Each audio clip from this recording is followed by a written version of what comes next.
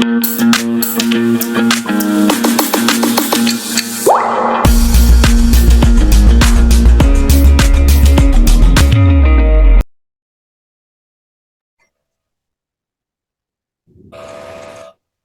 everyone, my name is Megha and I welcome you all to the Career Defense School classes. So today I'm here with the solution of RMS paper that was conducted today. So the first question, a cube of side 5 centimeter is painted on all its faces if it is slide into 1 cubic centimeter cubes. How many 1 centimeter cubic centimeter cubes will have one of their faces printed? हमें बताना है कि one of face print किसमें है. तो देखिए 5 centimetre का cube है इसके पास, तो 1 1 सेंटीमीटर की जब क्यूब्स कट करेंगे तो how many cubes we can cut out, पहले वो निकाल लेंगे यहाँ से. तो 25 प्लस 25 प्लस 25, जैसे एक 5 सेंटीमीटर की एक एज है तो उसमें से 5 हो जाएंगे क्योंकि 1 1 सेंटीमीटर के कट करने हैं, तो 25 हो जाएंगे एक साइड पे. तो 25 plus 25 plus 25 plus 25 plus 25 plus 25, ऐसे आपके 150 टोटल क्यूब्स हो जाएंगे. अब आपको क्या करना है, it is sliced into a 1 centimetre cubes, how many 1 cubic centimetre cube will exact have 1 faces paint. हमें सिर्फ ये बताना है कि जो ब्लॉक्स होंगे यहाँ पे 1 1 सेंटीमीटर के, तो एक साइड पे कितने पेंट होंगे, क्योंकि बॉक्स को हमने ना बाहर से आउटर से पेंट किया है. जब हम उसको अंदर से कट करेंगे, you can take the example of a puzzle. एक पजल जो आप घर पे खेलते हैं बच्चे, उसमें ब्लॉक्स होते हैं, तो हम क्या करते हैं उसको अगर हम बाहर से पेंट करते हैं तो वो अंदर से मे भी हो सकता है कि कुछ एरियाज ऐसे होंगे उसके जो वन साइड पेंट होंगे, कुछ टू फेसेस पेंट होंगे, कुछ थ्री साइड से पेंट होंगे.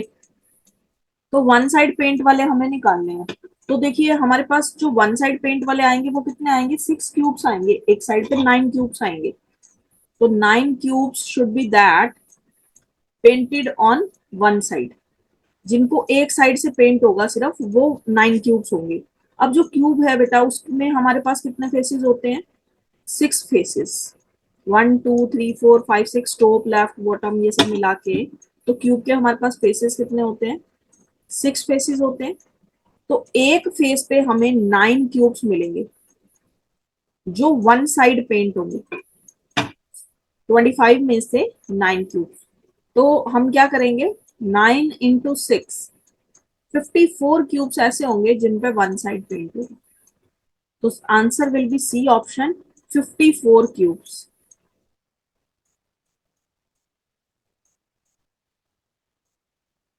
चलिए let us move to the next question. 102, a circle of maximum possible size is cut from a square sheet of board. एक स्क्वायर शीट ऑफ बोर्ड लिया हमने, उसमें से हमने मैक्सिमम जो सर्कल कट कर सकते हैं वो कितने का कर सकते हैं ये बताना है आपको. जैसे हम इसमें से एक सर्कल कट करें तो वो इधर भी मतलब आपका होना चाहिए.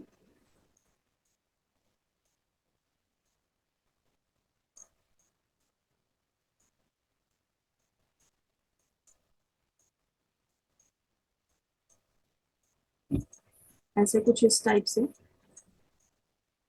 ये हमने जो स्क्वायर शेप में से एक सर्कल को कट किया है, ये बाउंड्री को टच करेगा इसकी.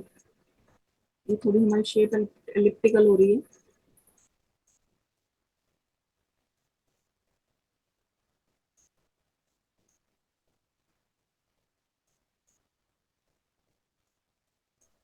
कुछ ऐसे, ठीक है.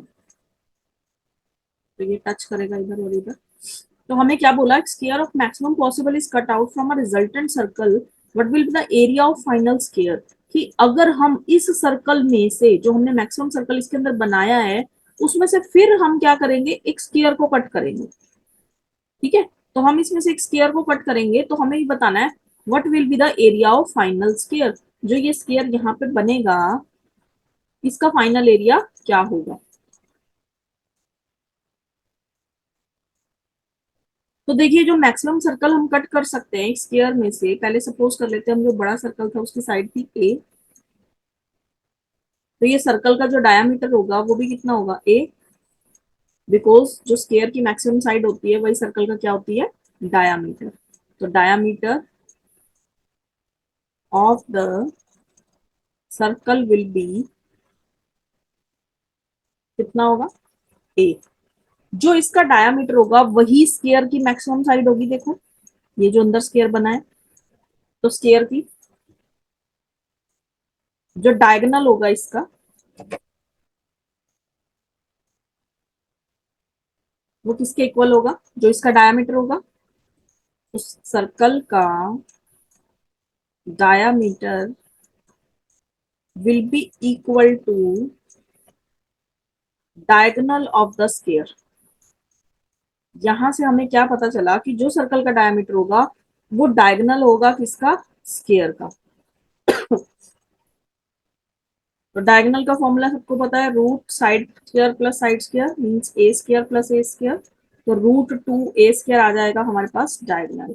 अगर हम यहाँ से साइड निकालने की कोशिश करें इनर स्क्वायर की, तो इनर स्क्वायर की साइड क्या आ जाएगी हमारे पास, ए upon root two, a upon root to, क्योंकि ये रूट टू ए स्क्वायर तो डायगोनल है, तो यहाँ से साइड निकालनी है तो ए अपॉन रूट टू।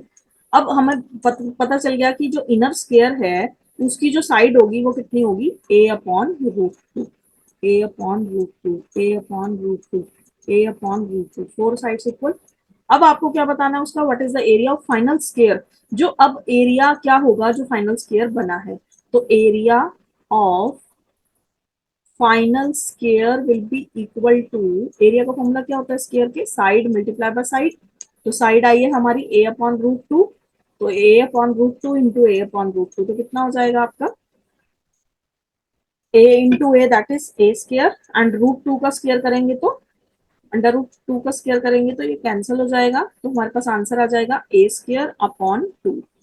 देखिए पहले जो बड़ा स्क्वायर था उसका एरिया कितना था, a into a that is a square. अब जो नया स्क्वायर बना उसका एरिया कितना आ रहा है, ए स्क्वायर बाय टू। तो इसका आंसर आएगा half of the original square. जो हमारा नया स्क्वायर अब फॉर्म होगा उसका जो एरिया होगा वो ओरिजिनल स्क्वायर के क्या होगा, हाफ होगा। चलिए let us move to the next question 103। Surface area of three coterminous faces of the cuboid are. हमारे पास क्या है, एक क्यूबॉइड है, क्यूबॉइड के अंदर कौन से फेसेस यूज होते हैं, रेक्टेंगुलर फेसेस आर यूज्ड। तो दिस इज 1 2 3 एंड 4। अब ये क्यूबॉइड बना, इनके जो फेसेस गिवन है आपको ये कितने, coterminous faces, coterminous faces means length and breadth, length and height, breadth and height. तो ये होते हैं हमारे कोटर्मिनस फेसेस। तो आपके 6 दे रखा है, एक आपको 15 दे रखा है और एक आपको 10 दे रखा है।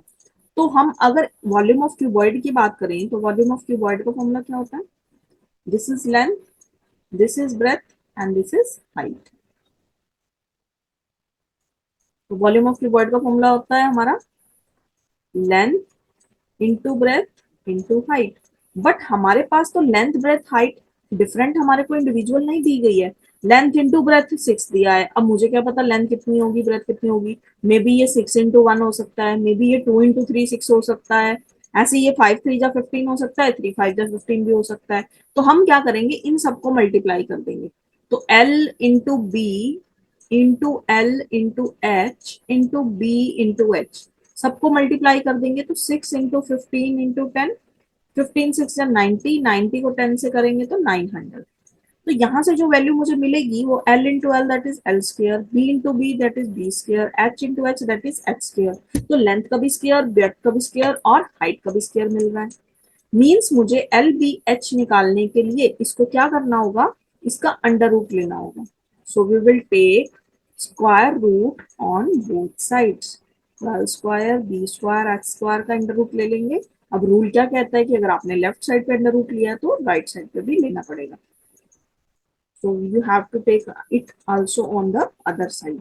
तो root L square B square H square किसके इक्वल आ जाएगा, एल बी एच के, और अंडर रूट 900 किसका होता है हमारा 30 का। तो इसका आंसर आ जाएगा L B H that is volume, हमने अभी डिस्कस किया था वॉल्यूम ऑफ क्यूबॉइड होता है तो 30 centimetre cube. A option will be the right answer.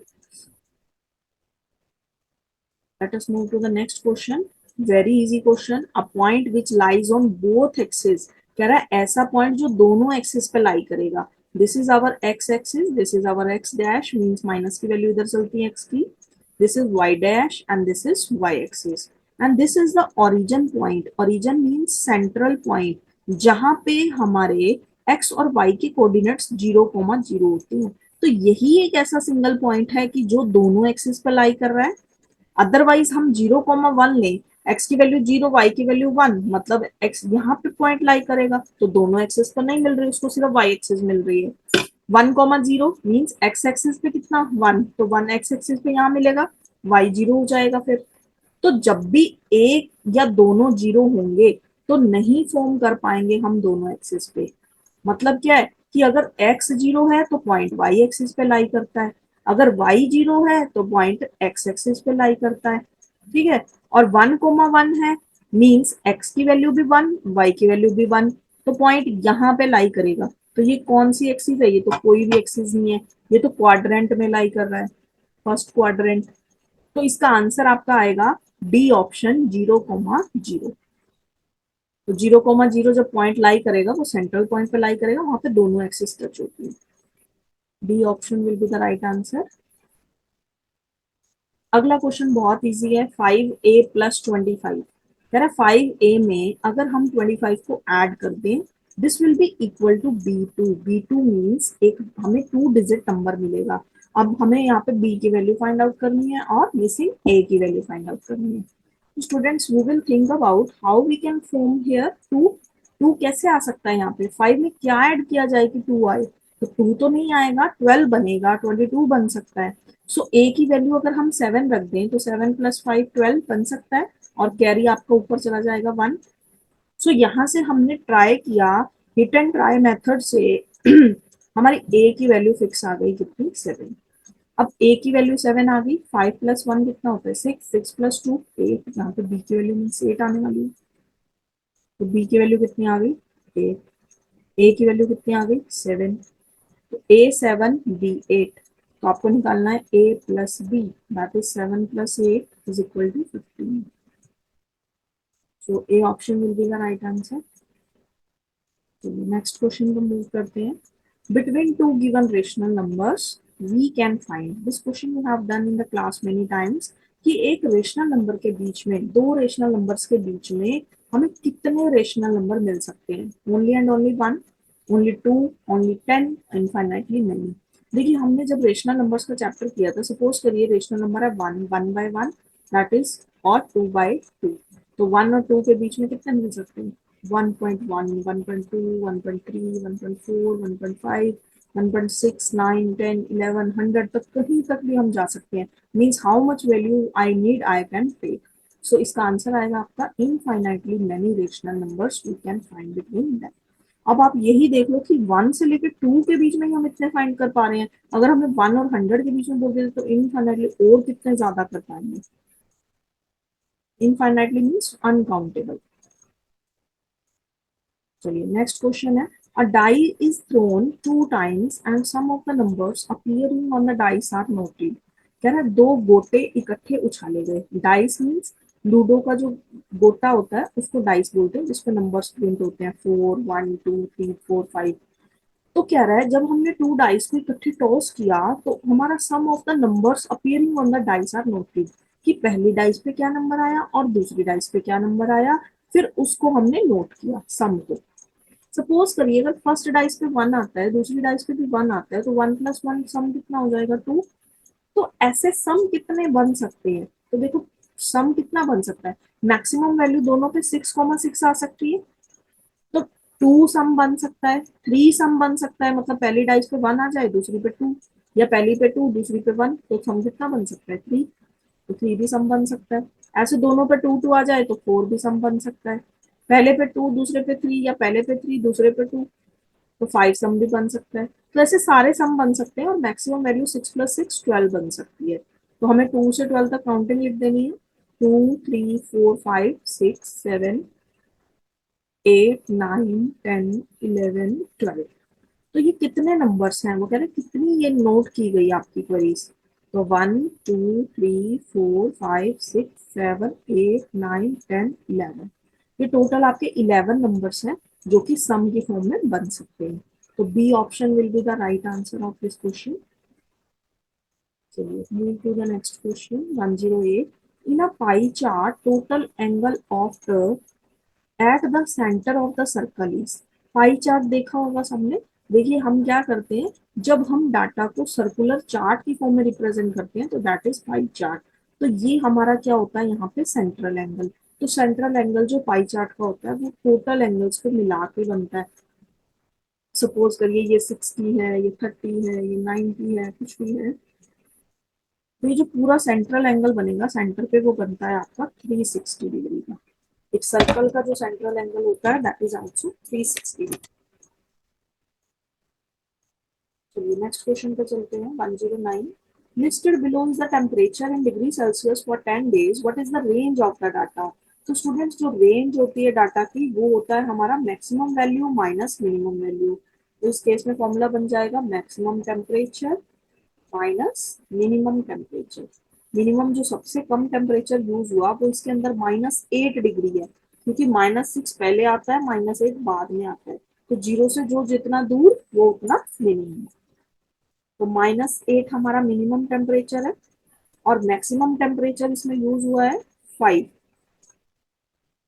5 use हुआ है ना।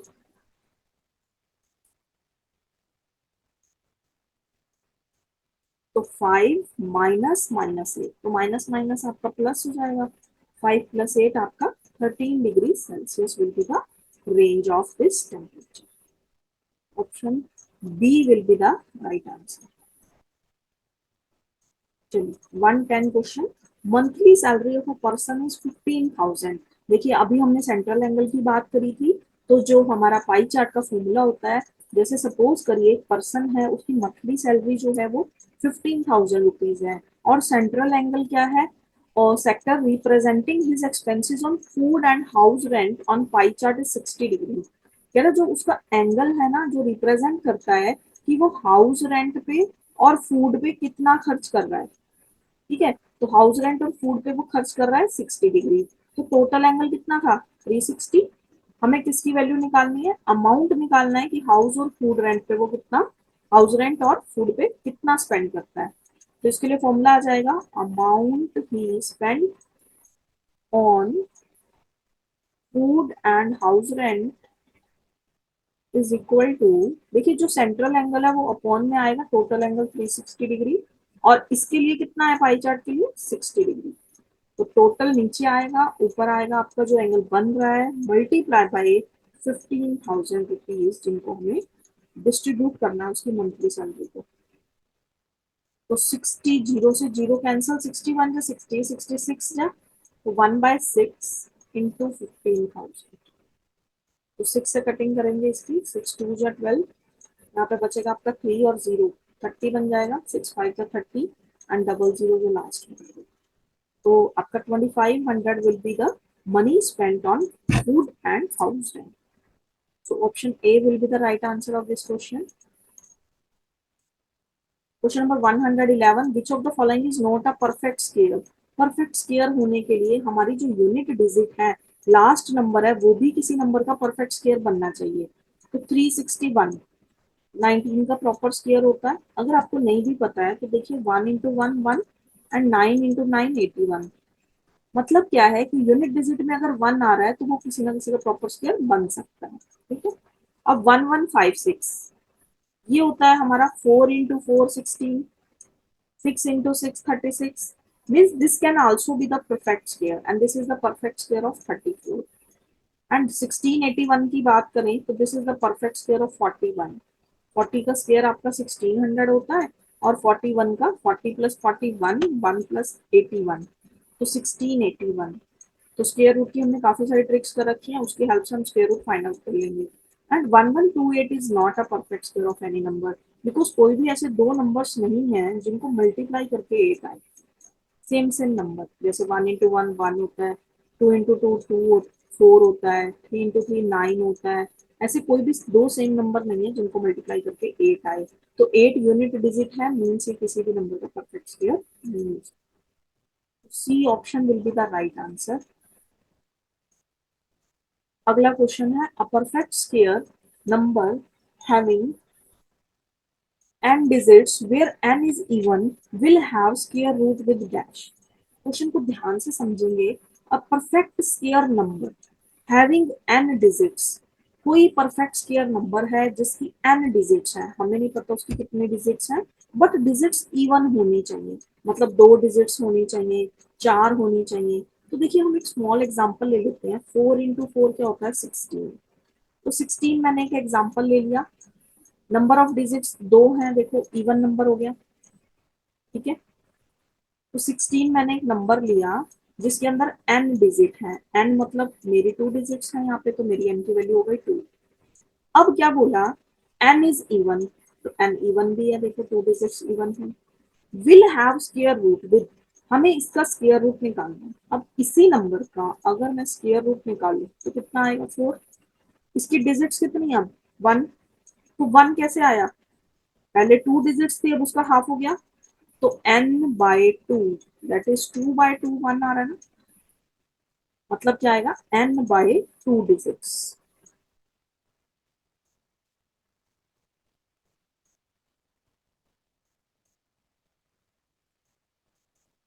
चलिए अगला देखते हैं question. Two digit in the tens place of a 2 digit number is 3 more than the digit in the unit place. देखिए यहाँ पे कोई यूनिट प्लेस होगा, यहाँ पे एक टेंस प्लेस होगा.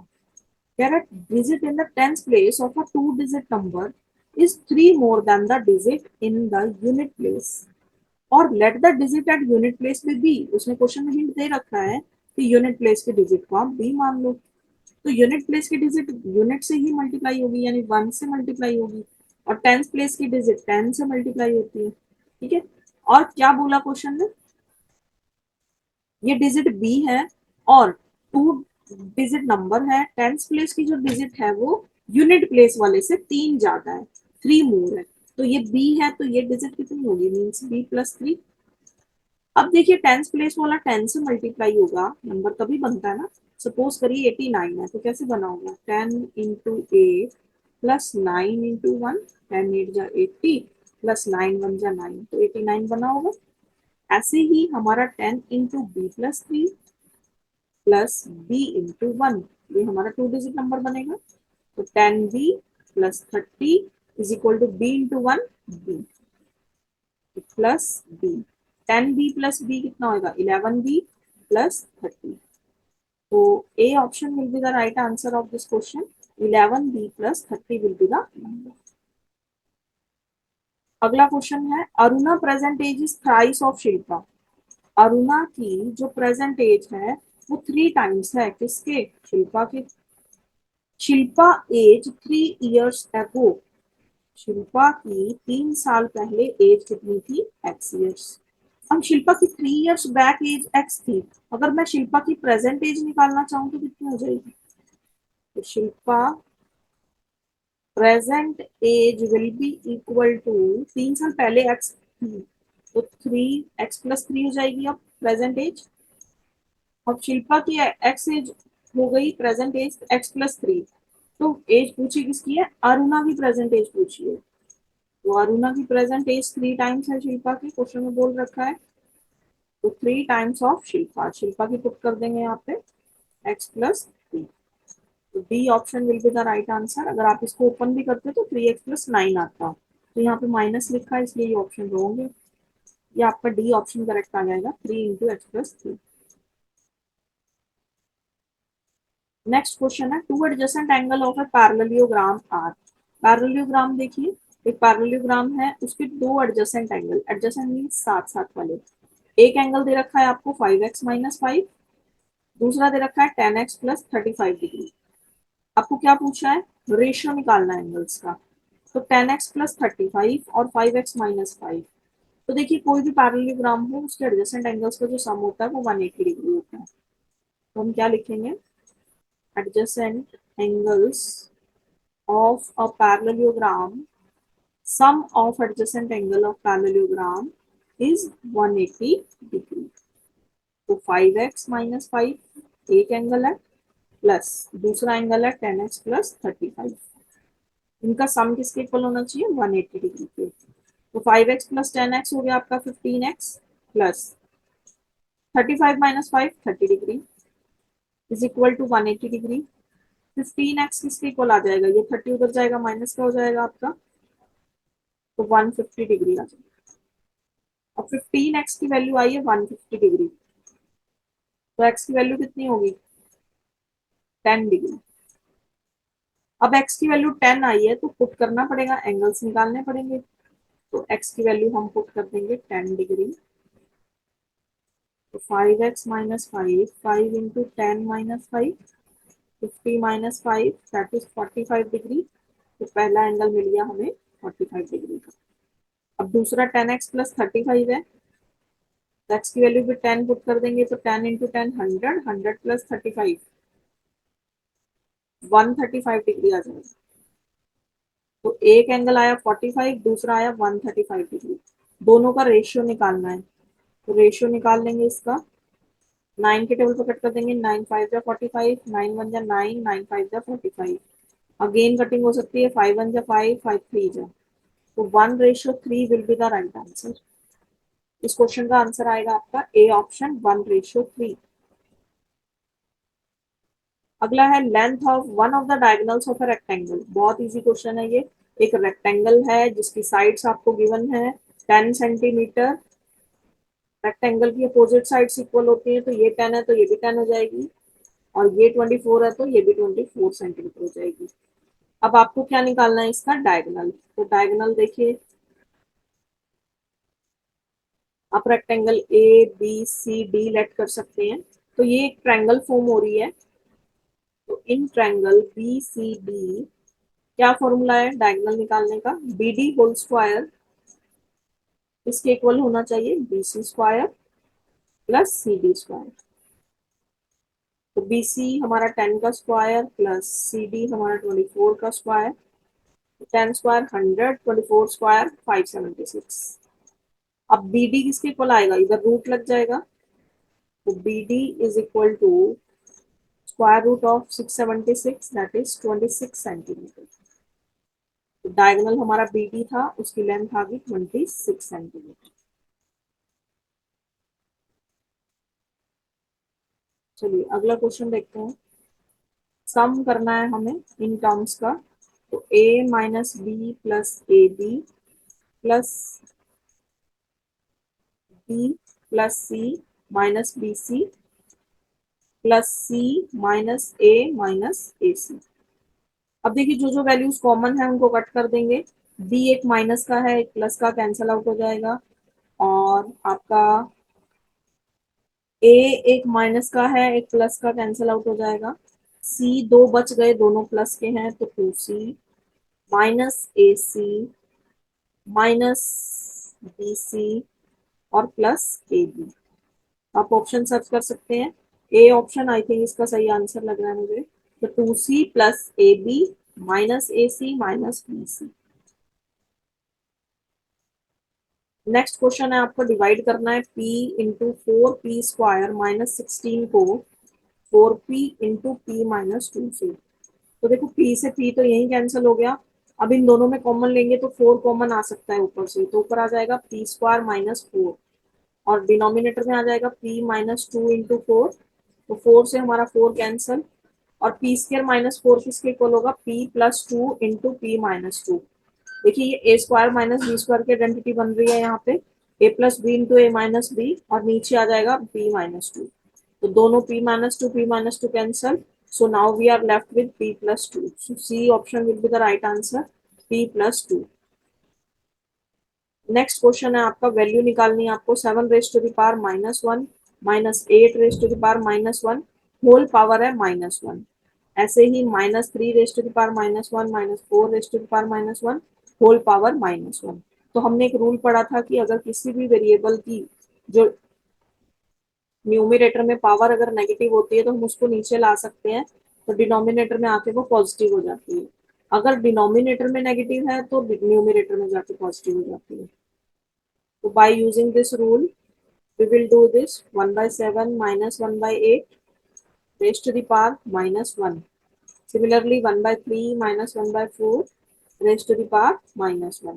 तो ये ऐसे मल्टीप्लाई कर लेंगे इसको, 8 1 जा 8 माइनस 7, और दोनों का एलसीएम आ जाएगा 56 raise to the power -1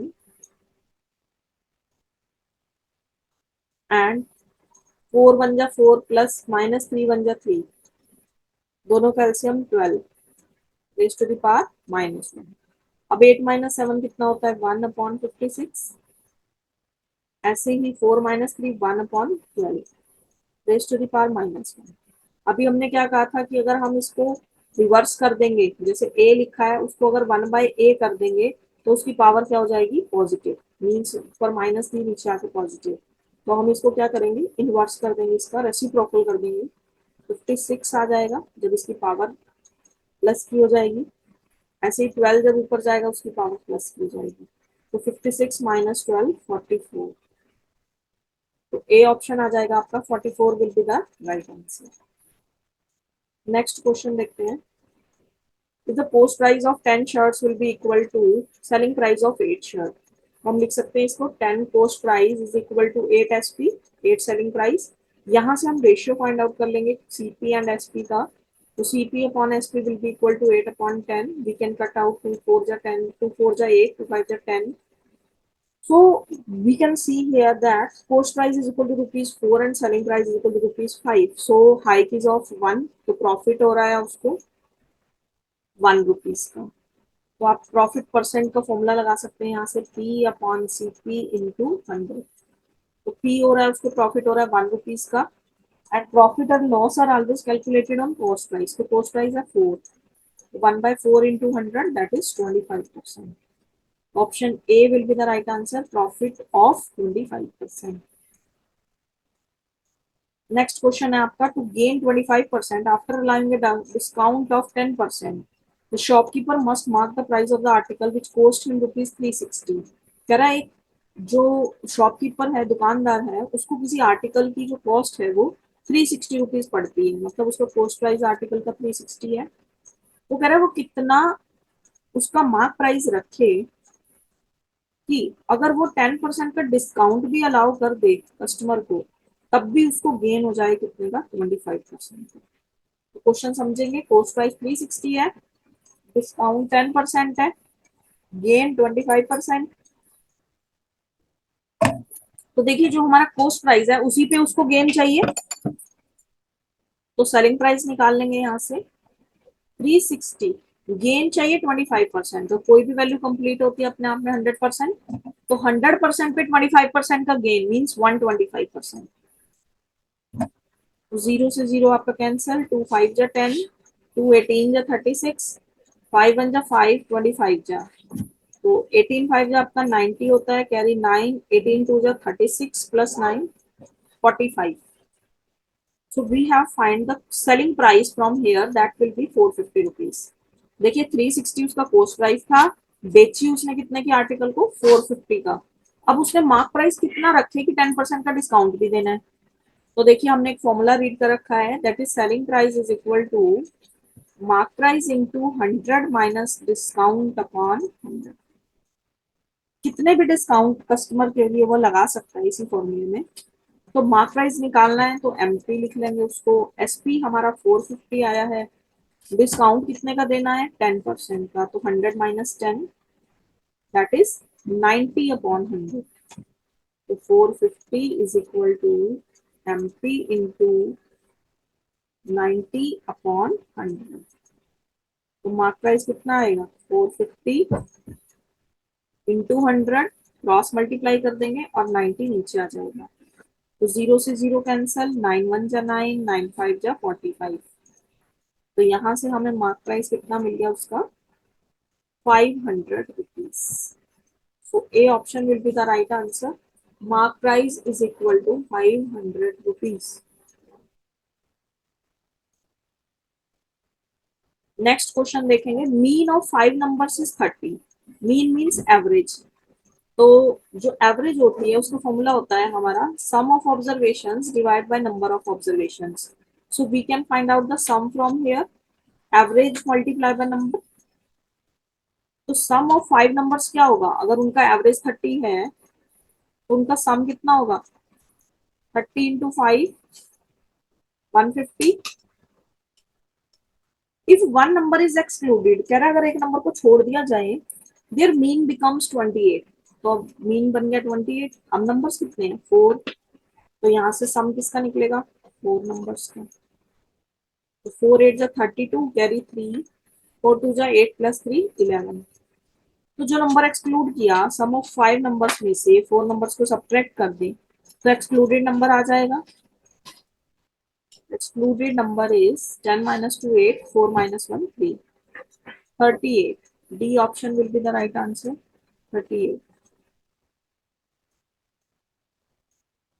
Next question is Radhika bought a car for 2,50,000 rupees. Next year its price decreased by 10%. देखिए जब हम कार खरीदते हैं तो उस पर डेप्रिसिएशन होता है, हर ईयर कुछ ना कुछ डिक्रीज होगा उसकी वैल्यू में। तो फर्स्ट ईयर में क्या हुआ, उसको 10% का डिक्रीज मिला। Further next year it decrease by 12%, अगले साल फिर 12% से कीमत कम हो गई। तो बताना है ओवरऑल डिक्रीज कितना आया इन 2 ईयर्स में। तो स्टूडेंट ये एक ऐसा क्वेश्चन है जिसमें हमारे को प्राइस कुछ भी मैटर नहीं करता है। हमारे पास एक फॉर्मूला है, इसके लिए शॉर्टकट है successive change, means one after one change. So we can use this formula A plus B plus A B by 100। अगर डिक्रीज होता है तो we can use here minus, तो माइनस माइनस माइनस, जो भी वैल्यू आप अपने अकॉर्डिंग ले सकते हैं। तो देखिए फर्स्ट ईयर 10% का डिक्रीज मीन्स -10, सेकेंड ईयर 12% का डिक्रीज मीन्स -12। अब देखिए दोनों को मल्टीप्लाई करेंगे तो -10 इंटू -12, तो माइनस माइनस प्लस हो जाएगा यहाँ पे। तो we will write here plus upon 100। अब माइनस माइनस प्लस, -10 -12 कितने हो गई? -22। जीरो से आपका जीरो कैंसल, 12/10, 12/10 होता है 1.2। अब माइनस प्लस माइनस साइन आता है बड़ी डिजिट का, तो माइनस कर देंगे 22 में से 1.2 को। 10 minus 2 8, this will become 1 minus 1 0, 20.8%। तो टोटल ओवरऑल कितना डिक्रीज आएगा? 20.8%। C option will be the right answer. Next है आपका two quantities x and y vary directly with each other. जब डायरेक्टली वेरी करती हैं तो x is directly proportional to y. जब डायरेक्टली प्रोपोर्शनल होता है तो प्रोपोर्शनैलिटी का साइन हटा के हमारे को एक कांस्टेंट लगाना पड़ता है। तो x is equal to ky, we can take this constant will be equal to x upon y। तो k यहाँ पे एक आपका कांस्टेंट है, तो इसके लिए एक डायरेक्ट रिलेशन कौन सा बनेगा? x upon y is equal to constant. तो ए ऑप्शन आ जाएगा, x upon y remains constant.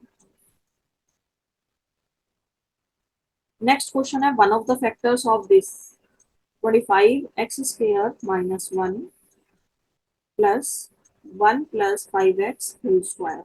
इनमें से इसका किसी एक फैक्टर फाइंड आउट करना है। तो देखिए ये हमारा a² माइनस b² का फॉर्मूला बन रहा है यहाँ पे, a plus b into a minus b होता है जो, उसको हम लिख सकते हैं 5x का स्क्वायर माइनस 1 का square. Similarly 1 plus 5x whole square. अब देखिए a² minus b², a plus b into a minus b, and इसको आप ऐसे भी लिख सकते हैं 5x प्लस 1 होल स्क्वायर। देखिए दोनों में से 5x प्लस 1 कॉमन आ सकता है, तो 5x प्लस 1 कॉमन आ जाएगा, अंदर बचेगा हमारे पास ब्रैकेट में 5x minus 1 plus 5x plus 1, -1 plus 1 cancel, 5x plus 5x 10x। तो आपसे फैक्टर पूछा है तो 5x प्लस 1 तो हमारे पास ऑप्शन में नहीं है, 10x ऑप्शन में है, तो डी ऑप्शन इसका राइट आंसर होगा आपका।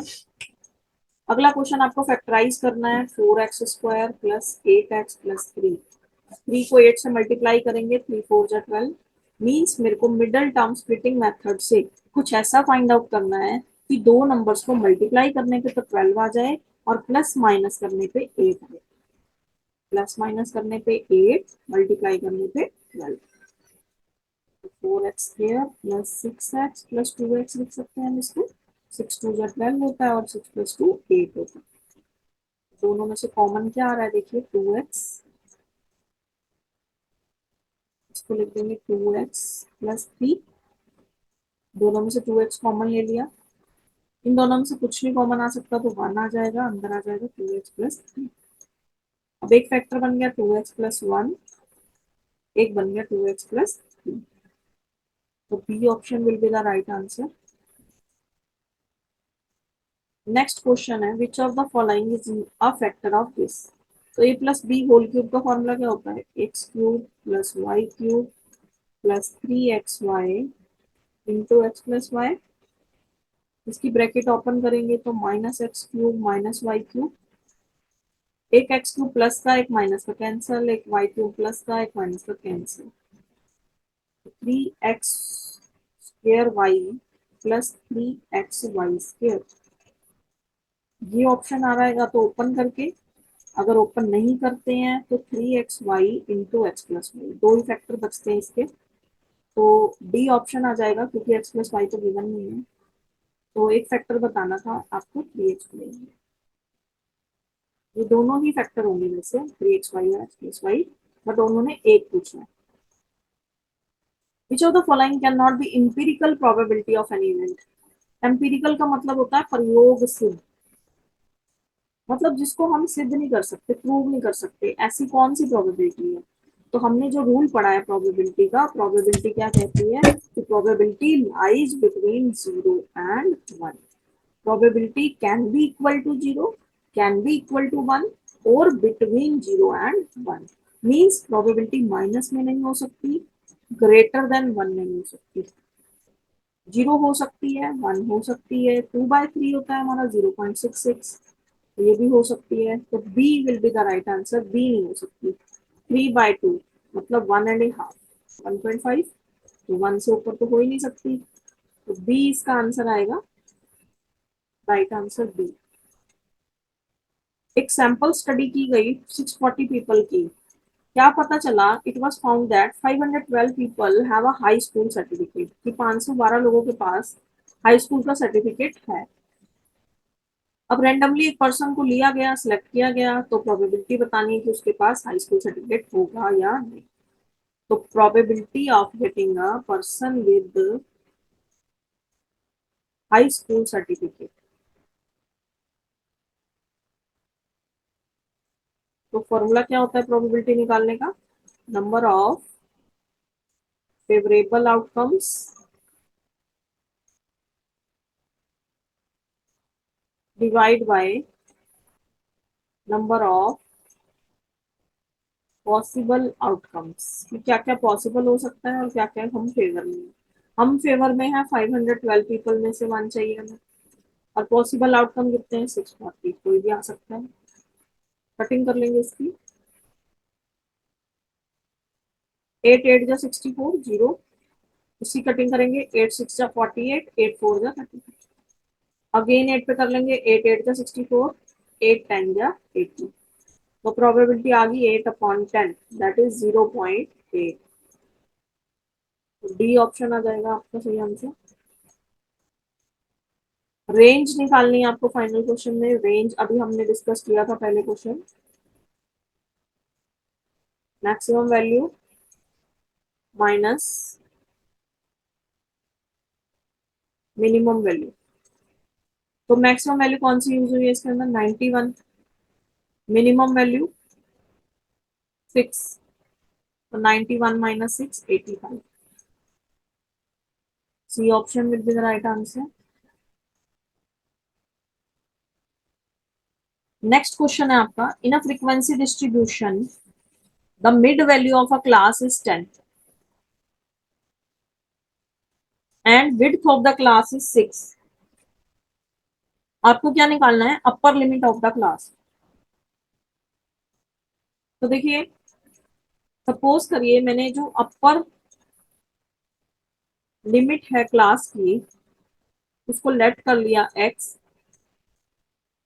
एंड लोअर लिमिट को लेट कर लिया y, तो मिड पॉइंट कैसे निकलेगा, x प्लस वाई अपॉन 2, जो कि आपको कितना गिवन है 10, तो x प्लस वाई कितना आ गया 2 10 जा 20, इसको मार्क कर लीजिए इक्वेशन नंबर 1। अब विड्थ ऑफ क्लास क्या होती है, अपर वैल्यू माइनस लोअर वैल्यू। तो x माइनस वाई किसके इक्वल है, 6 के। x प्लस वाई आया था 20 के इक्वल, और x माइनस वाई किसके इक्वल आ गया, 6 के। तो सब्ट्रैक्ट कर देंगे इक्वेशन नंबर 1 और 2 को। एक प्लस की वैल्यू एक माइनस की cancel, x plus x 2x, 20 plus 6 26, x की वैल्यू आ गई 26/2 that is 13।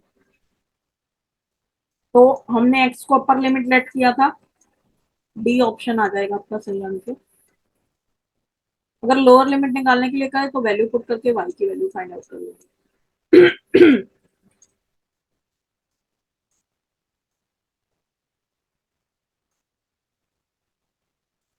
Let m be the midpoint and 1 be the lower limit of a class in continuous frequency distribution. Upper class limit of this same formula हम use करेंगे इस question में कि m जो है वो मिड पॉइंट है, 1 जो है वो लोअर क्लास लिमिट है। तो लोअर क्लास लिमिट को हमने पिछले उसमें y लेट किया था, तो इस केस में हम उसको y की वैल्यू 1 ले लेते हैं। m उसका मिड पॉइंट है, यानी x प्लस वाई अपॉन 2 किसके इक्वल है, m के। तो हम y की वैल्यू यहाँ पे पुट कर देते हैं। तो x plus 1/2 is equal to m। x plus 1 is equal to multiply करेंगे 2m, x की वैल्यू आ जाएगी 2m माइनस 1। तो अपर क्लास लिमिट चाहिए, अपर क्लास लिमिट हमारी x सेलेक्ट की थी हमने, तो आपकी वैल्यू आ जाएगी 2m minus 1। B option will be the right answer. Next question है, perimeter of one of the faces of cube is 40 centimetre. Cube के जो फेसेस यूज होते हैं ना वो स्क्वायर फेसेस यूज होते हैं। अगर इनका पेरीमीटर 40 सेंटीमीटर है तो साइड कितनी होगी। पेरीमीटर का फॉर्मूला क्या होता है, 4 मल्टीप्लाई बाय साइड, जो आपको 40 दे रखा है क्योंकि स्क्वायर का फॉर्मूला लगेगा इसमें। तो साइड कितनी आ जाएगी, 40/4 दैट इज 10 सेंटीमीटर। तो क्यूब की जो साइड आएगी वो 10 सेंटीमीटर की आ जाएगी। आपको वॉल्यूम निकालना है तो side into side into side, 10 × 10 × 10, 1000 centimetre cube will be the right answer, C option. एक सिलेंडर में रेडियस को डबल कर दिया जाता है, हाइट को हाफ कर दिया जाता है, तो कर्व्ड सरफेस एरिया पे क्या इफेक्ट पड़ेगा। तो बेटा जो कर्व्ड सरफेस एरिया होता है सिलेंडर का, उसका फॉर्मूला होता है 2 × पाई × r × h। अब वो क्या कह रहा है कि रेडियस को डबल कर दिया तो r की जगह पे 2r लिख दिया, हाइट को हाफ कर दिया तो 2 से मल्टीप्लाई हुआ, 2 से ही डिवाइड हो गया, तो कोई भी इफेक्ट नहीं पड़ेगा, वापस वही फॉर्मूला आ जाएगा 2 π r h। तो इसका आंसर आएगा सेम रहेगा, curved surface area will be remain same.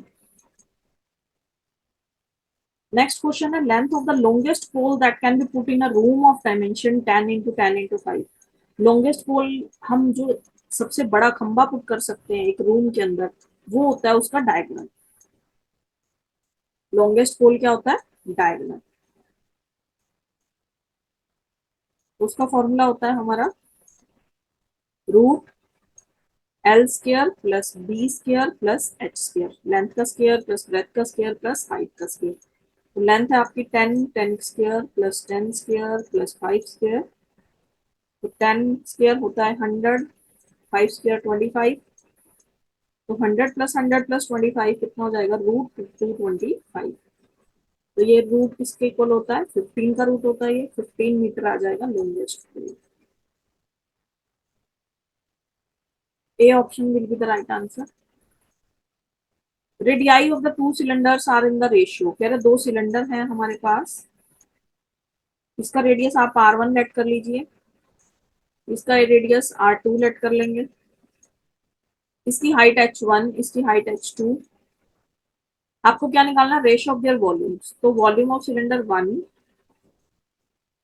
Volume of cylinder 2, ratio निकालना है। वॉल्यूम ऑफ सिलेंडर का फॉर्मूला होता है πr²h, तो r1² × h, πr2² × h, h1 और h2। तो देखिए पाई से पाई कैंसिल, r1 कितना गिवन है आपको, 2:3, तो यानी 2² अपॉन 3² H1 और H2 का रेशियो गिवन है 5:3, तो 5 × 3, तो इसको सॉल्व कर लेंगे, रेशियो आ जाएगा 2 स्क्वायर कितना होता है 4 × 5 20, 3 स्क्वायर होता है 9, तो 9 × 3 27। तो B option will be the right answer, 20:27। Next question है आपका, पेरीमीटर निकालना है इक्विलैटरल ट्रायंगल का, दे रखा है आपको एरिया निकालना है इसका।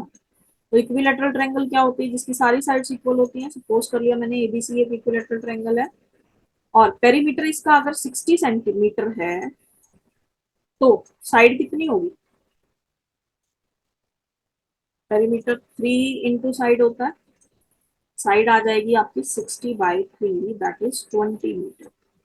तो अगर पेरीमीटर 60 है तो 20 20 20 हो जाएंगी sides. Area of equilateral triangle का फॉर्मूला होता है √3/4 × A square mean side square. तो 3/4 इंटू साइड आई है 20, तो इंटू 20, 4 1 जा 4, 4 5 जा 20, 25 जा 100√3। तो D option will be the right answer, 100√3 metre square. अगला क्वेश्चन है, sides of triangle are given, find out the area. देखिए 3 साइड्स गिवन है, तो हीरोन्स फॉर्मूला का यूज होगा यहाँ पे। हीरोन्स फॉर्मूला क्या कहता है, हमारा ट्रायंगल फाइंड आउट करने के लिए यूज होता है। फॉर्मूला होता है एरिया निकालने के लिए √S, S-A, S-B, S-C। A B C क्या है यहाँ पे, साइड्स ऑफ द ट्रायंगल जो गिवन है आपको। और एस क्या होता है हमारा, सेमी पेरीमीटर। पेरीमीटर क्या होता है, sum of all sides A+B+C। Semi means उसका हाफ कर देंगे, तो S = A+B+C/2। 56 + 60 + 52/2, इनको ऐड कर लो, 2 + 6 8, 6 और 5 11, 11 और 5 16, तो 168/2 84 आ जाएगा। तो एस की वैल्यू आ गई आपकी 84 सेंटीमीटर, यहाँ पे पुट कर लेंगे 84, 84 - 56, 84 - 60, 84 - 52, तो 84 इंटू 84 - 56 कितना होगा, 14 - 6 8, 7 - 5 2, 4 - 0 4, 8 - 6 2, 4 - 2 5, 8 - 5 3। तो हम इसका क्या करेंगे, अंडर रूट निकालना है, तो इजी मेथड से सॉल्व करते हैं। देखो इसको ओपन कर लेंगे, 84 को क्या लिख सकते हैं 12, या फिर 12 को भी ओपन कर लो, 4 × 3 × 7, 4 3 जा 12, 12 7 जा 84। और 28 को क्या लिख सकते हैं 4 × 7, 24 को लिख सकते हैं 4 × 6, 32 को लिखें 4 ×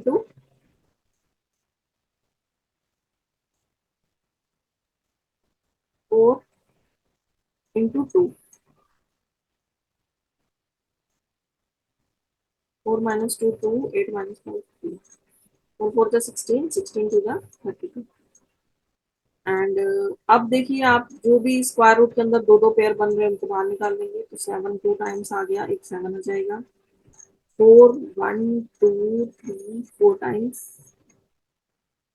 तो 4 × 4 आ जाएगा आपका।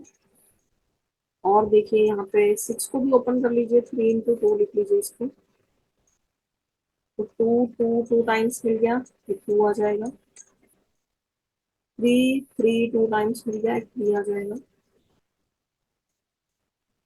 और एक 4 बचा है तो उसके लिए हमारे पास 2 आ जाएगा। तो सबको मल्टीप्लाई कर लेंगे, आंसर आ जाएगा आपका 3 2 जा 6, 6 2 जा 12, 12 4 जा 48, एंड 7 4 जा 28, तो 28 × 48 कर लेंगे, 8 4 जा 32 + 3 36, 38, 2 8 जा 16, कैरी 1, 2 4 जा 8 और 1 9, तो 1344 आ रहा है। C option will be the right answer. अगला क्वेश्चन देखेंगे, एक इक्विलैटरल ट्रायंगल है जिसकी साइड 9 सेंटीमीटर है, उसको इंस्क्राइब किया गया एक सर्कल में, the radius of the circle is, it is inscribed a circle. Inscribed a circle means circle जो है ट्रायंगल के अंदर बना दिया ऐसे। एक ट्रायंगल ली,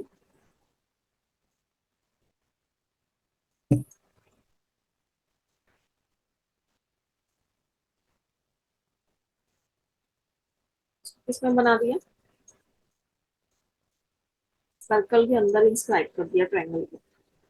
और ट्रायंगल की जो साइड है वो कितनी है, 9 सेंटीमीटर। अब क्या पूछा है आपको, रेडियस ऑफ द सर्कल क्या होगा।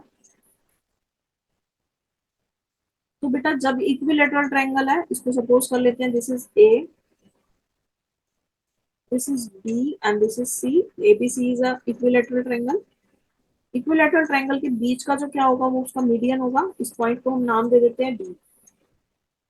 और जो ये इक्विलेटरल ट्रायंगल का जो सर्कल होता है, जो मीडियन होता है, वो 2:1 में डिवाइड करता है। तो यहाँ पे हमने सेंटर पॉइंट को नाम दे दिया जी। अब ये हमारा जो एजी है वो क्या होगा, सर्कल का रेडियस। तो रेडियस इज एजी। और ये 2:1 में डिवाइड करता है, तो ये 2, ये 1, तो इसका कितना आ जाएगा, this will be equal to 2/2 + 1 into पूरे मीडियन का, एडी का। एडी इज फुल मीडियन, जिसको मैंने डॉटेड लाइन में बनाया। तो 2/3 ऑफ एडी के इक्वल होगा। अब एडी कैसे निकलेगा, एडी यहां से निकलेगा। ये हमारी ट्रायंगल बन गई है A B D. In triangle A B D, ये क्या है, पूरी साइड 9 थी तो 9 का हाफ हो जाएगा, ये भी 9 का, ये 9 हो जाएगा। तो 9 whole square will be equal to AD square plus 9/2 whole square. Pythagoras theorem लगेगी यहाँ पे। हाइपोटेन्यूज का square is equal to base square plus perpendicular square. तो यहाँ से हम एडी निकाल लेंगे। एडी आपका आ जाएगा 9√3/2।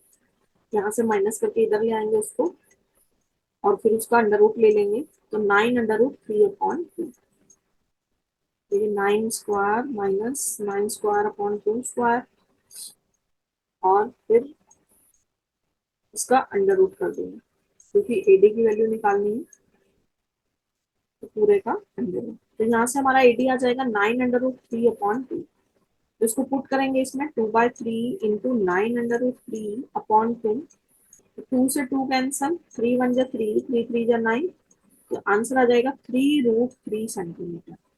तो जो रेडियस होगा सर्कल का वो होगा सी ऑप्शन, 3√3 सेंटीमीटर।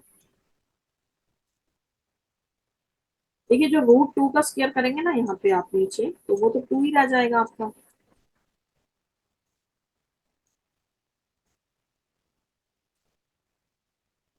2 स्क्वायर होता है 4 - 1, तो 9 स्क्वायर यहाँ से कॉमन आ जाएगा, 4 - 1 यहाँ पे 3 हो जाएगा।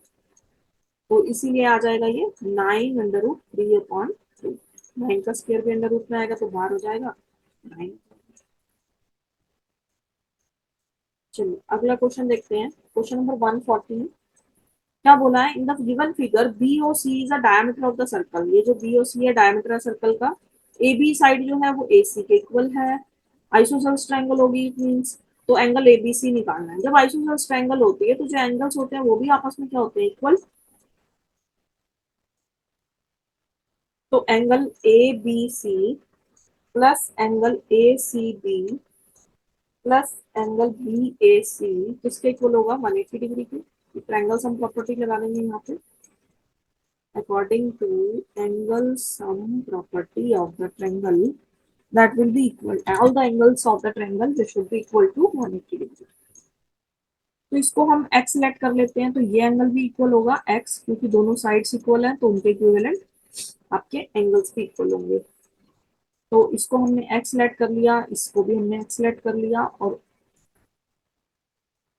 आपको a b is equal to a c दे रखा है, और बी ओ सी जो है वो डायमीटर दे रखा है। तो दोनों एंगल्स का सम जो है वो 90 के इक्वल होना चाहिए, क्योंकि according to the semi circle, angle जो सेमी सर्कल में बन रहा है वो कितने डिग्री का बनेगा आपका, 90 डिग्री का। तो एंगल बी ए सी यहाँ पे 90 डिग्री का आ जाएगा। तो x प्लस एक्स आपका 2x plus 90 is equal to 180। तो 2x is equal to 180 - 90, that is 90 degree. अब x की वैल्यू निकालनी है तो 90/2 दैट इज 45 डिग्री। अब x किसको लेट किया था, ए बी सी और ए सी बी को, तो क्वेश्चन में ए बी सी पूछा है तो वो भी 45 आएगा। अगर ए सी बी पूछते हैं तब भी 45 आएगा।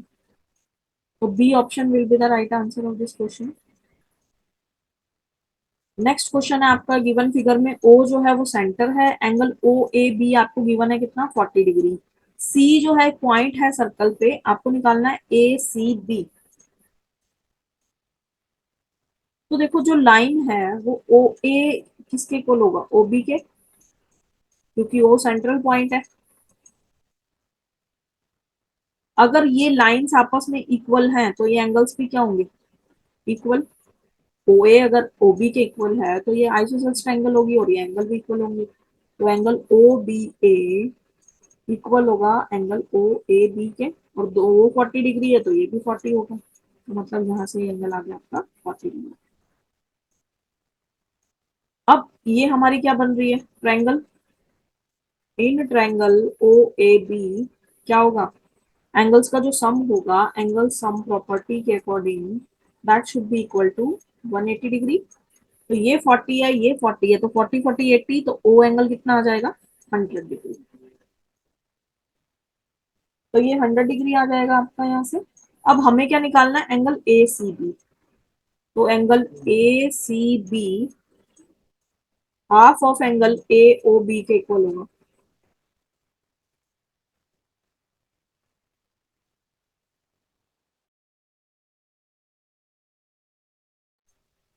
एंगल ए सी बी किसके इक्वल होगा, half of angle A O B के। तो 1/2 इंटू 100 दैट इज 50 डिग्री।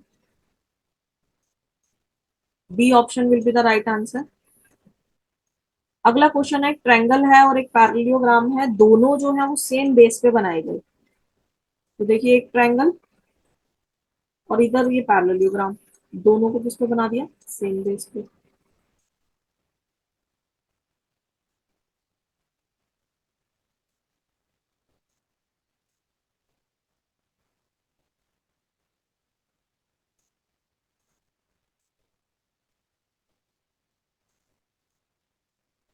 ये रफली एक डायग्राम हमने कर लिया।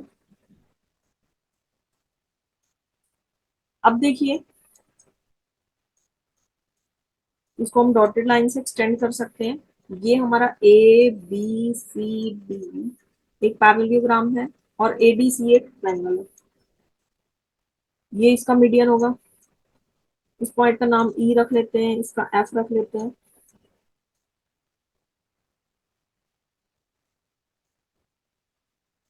तो यहाँ से क्या दिख रहा है आपको, कि जो ट्रायंगल का एरिया है वो पूरे पैरेललोग्राम का क्या है, हाफ।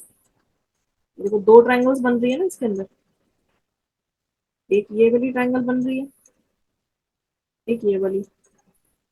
तो area of triangle is half of the parallelogram. तो अगर हम रेशियो निकालना चाहें, area of triangle divide by area of parallelogram, that will be equal to 1/2, 1/2। तो B option will be the right answer. Next question देखते हैं 143। P Q R S क्या है, एक पैरेललोग्राम है, ए और बी जो है वो पॉइंट्स हैं पी क्यू और q r. If area of p Q R s is 48 centimetre square, area of p या b s triangle and area of triangle A S r is equal to, किसके equal होगा ये आपको बताना। अब यहाँ से आप देखिए कि पिछला क्वेश्चन जैसे हमने किया था बिल्कुल सेम है। ट्रायंगल और पैरेललोग्राम दोनों का क्या है, बेस सेम है।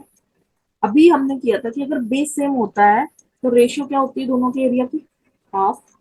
तो यहाँ से बहुत इजी हो गया हमारे लिए, area of triangle P B S will be equal to half of the area of parallelogram P Q R S. इसको हम फर्स्ट इक्वेशन बोल सकते हैं। ऐसे ही अगर दूसरी ट्रायंगल की बात करूं तो area of triangle A S R भी क्या होगा, हाफ होगा एरिया ऑफ पैरेललोग्राम के। Now we will add equation number 1 and 2, adding 1 and 2। तो दोनों का एरिया प्लस करके area of triangle P B S plus area of triangle A S R किसके इक्वल होगा, half of area of parallelogram plus half of area of parallelogram. तो half plus half क्या हो जाएगा, पूरा कंप्लीट वन एरिया हो जाएगा। तो एरिया ऑफ पैरेललोग्राम, दोनों का सम किसके इक्वल होगा, एरिया ऑफ पैरेललोग्राम के। तो एरिया ऑफ पैरेललोग्राम तो आपको दे ही रखा है 48, मींस इनका सम भी किसके इक्वल है, 48 के। C option will be the right answer.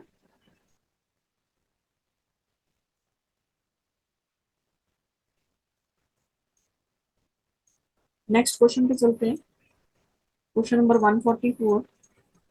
एक क्वाड्रिलेटरल के जो एंगल्स होते हैं उनका जो सम होता है वो 360 डिग्री के इक्वल होता है।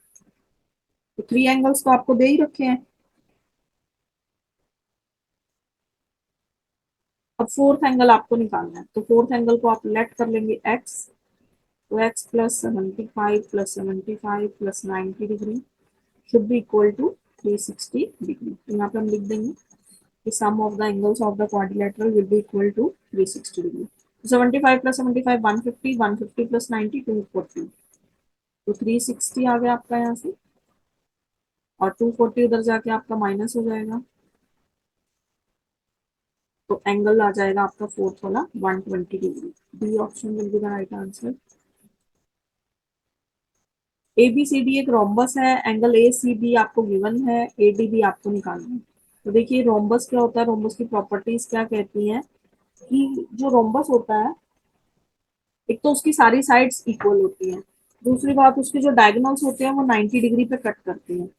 तो हमने लेट कर लिया कि ये हमारा रोम्बस है।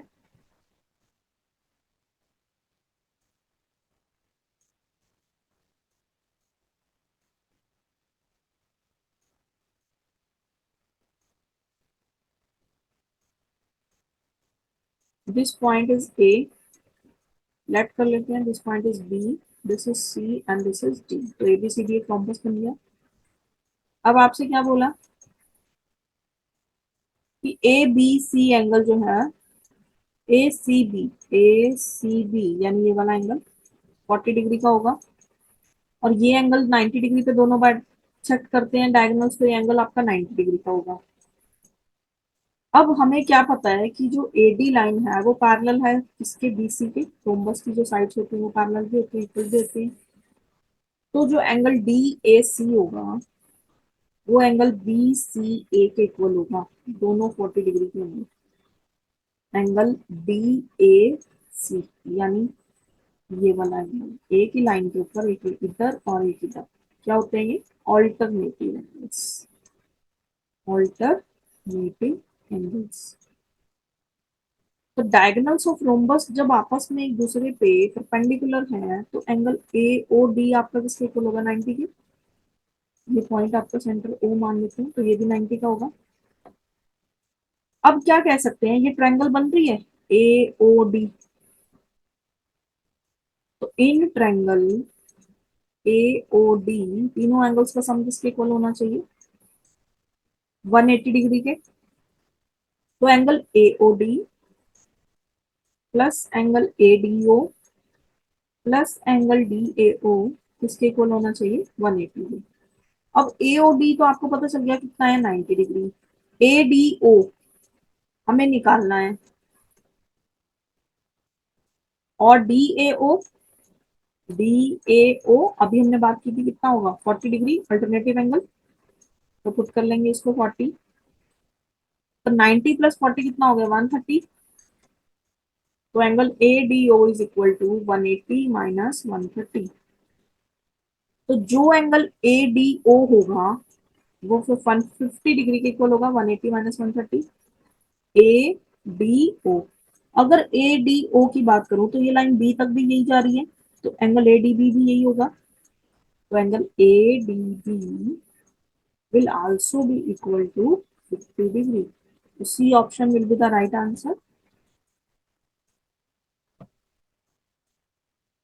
Next question देखते हैं 146। Diagonals AC and BD of a parallelogram ABCD intersect each other। कह रहा है कि ABCD पैरेललोग्राम है, साइड्स पैरेलल होती है उसकी।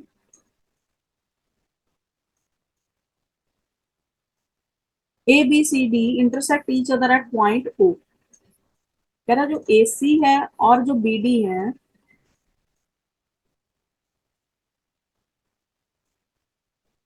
ए बी, ए सी डायगोनल और बी डी, ये इंटरसेक्ट करेंगे किस पे? ओ पॉइंट पे। तो देखिए हमने एबीसीडी पैरेललोग्राम ले लिया, ये किसको इंटरसेक्ट करेंगे? ओ पॉइंट पे। और ये एंगल आपको गिवन है कितना? 70 डिग्री, एंगल ए ओ बी। आपको निकालना क्या है? Angle D A C B given है आपको 32 डिग्री। आपको निकालना डी बी सी, यानी ये वाला एंगल। तो देखिए स्टूडेंट्स, हम क्या करेंगे, ए बी सी डी एक पैरेललोग्राम है। बीसी और एडी जो, एसी और बीडी जो है वो डायगोनल्स हैं, और एडी लाइन पैरेलल होगी इसके बीसी पे। तो यहाँ से angle D A C equal होगा एंगल ए सी बी के। देखो, ए सी बी ये वाला एंगल, ए की लाइन पे ये कह सकते हैं आप, ये वाला एंगल ऑल्टरनेटिव एंगल्स होंगे क्योंकि ये, तो ये भी कितना हो जाएगा? 32 डिग्री। तो डी ए सी भी कितना हो जाएगा? 32 डिग्री। और ए सी बी भी कितना हो जाएगा? 32 डिग्री। अब क्या है? एंगल ए O B plus angle B O C, B O C ये वाला, और ए ओ बी दोनों मिलके क्या बनाएंगे? 180, लीनियर पेयर कह सकते हैं। तो ए ओ बी तो आपको दे रखा है कितना? 70 डिग्री। तो बी ओ सी आ जाएगा 110, तभी तो ये 180 बनेगा। तो एंगल बी ओ सी 180 माइनस 70 कितना हो जाएगा? 110। बी ओ सी 110 आ गया। अब देखिए ये 32 था, ये भी 32 आ गया, ये 110 आ गया, तो ट्रायंगल बन रही है बी ओ सी। तो इन ट्रायंगल बी ओ सी तीनों एंगल्स का सम कितना होना चाहिए? 180। तो 110 प्लस 32, 180 में से माइनस कर देंगे, एंगल आ जाएगा। तो 110 प्लस 32 कितना होता है? 142। तो 180 में से 142 चला गया, 38 डिग्री।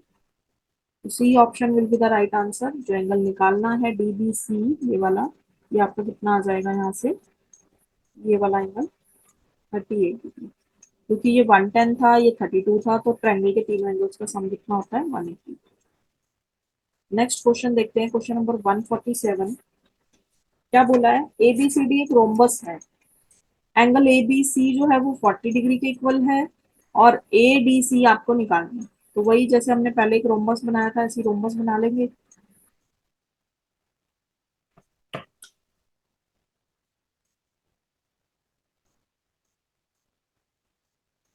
सिलेक्ट कर लिया हमने, ये रोम्बस है हमारा।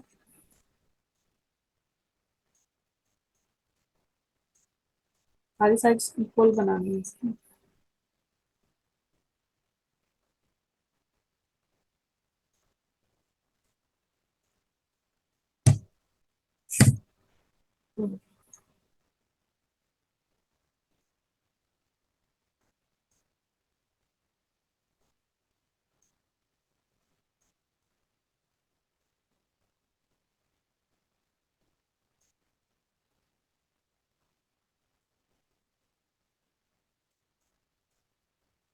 तो देखिए ये एंगल और ये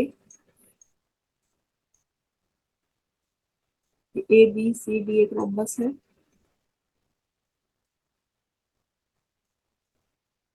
तो एंगल ए बी सी आपको कितना दे रखा है? 40 डिग्री। तो एडजेसेंट एंगल जो होते हैं, अपोजिट एंगल्स, वो रोम्बस के इक्वल होते हैं। तो ये एंगल 40 डिग्री है, तो ये भी 40 होगा। तो angle A D C will be also equal to 40 degree. A option आ जाएगा।